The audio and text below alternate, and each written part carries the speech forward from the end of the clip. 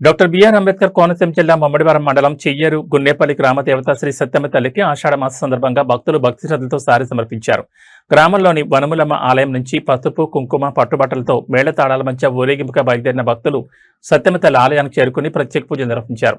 ఈ సందర్భంగా ఆలయ నిర్వాహకులు మాట్లాడుతూ 1974లో ప్రతిష్ఠించిన ఈ ఆలయానికి 53 ఏళ్ల చరిత్ర ఉందని తెలిపారు. అమ్మవారిని దర్శించుకుని మొక్కులు చెల్లిస్తే విద్య, ఉద్యోగం, వ్యవసాయం, వ్యాపారం, సంతానం వంటి కోరికలు నెరవేరుతాయని భక్తుల విశ్వాసమన్నారు. ప్రతి ఏడాది మాఘమాసంలో జరిగే జాతరకు వేలాది మంది భక్తులు హాజరవుతారని, ప్రజల విరాళాలు, రైతులు, ఆక్వా రైతులు, వ్యాపారుల సహకారంతో ఆలయం అభివృద్ధి చెందుతోందని పేర్కొన్నారు.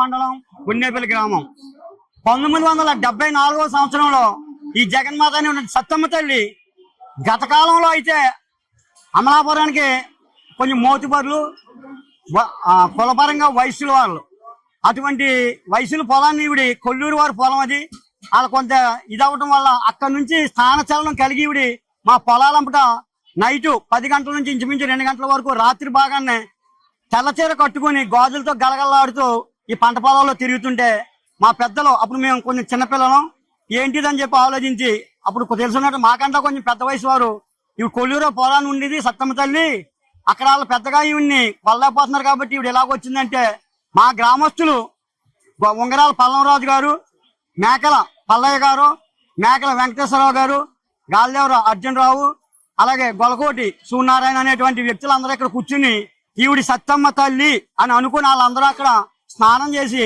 ఇప్పటికీ ఆ గుడి పక్కన ఉన్న తాటి చెట్టుకి కొన్ని వేప మండలు పట్టుకొచ్చి ఆ వేప కొమ్మలు కట్టి ఒక కొబ్బరికాయ కొట్టి ఆదివారం రోజుని ఈవిడి సత్తమ్మ తల్లి అని నామకరణం చేసి అక్కడ ఇచ్చారు, అక్కడ నిలబెట్టారు అనమాట అండి. ఇప్పటికి సుమారు మన జాతర 52వ సంవత్సరం, ప్రజెంట్లో 53వ సంవత్సరం.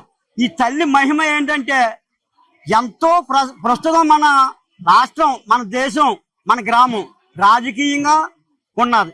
ఏ రాజకీయ నాయకుడన్నా మా అమ్మవారి దగ్గరికి వచ్చి కొబ్బరికాయ కొట్టే నామినేషన్ వేస్తే ఆయన ఖచ్చితంగా విజయం సాధిస్తాడు.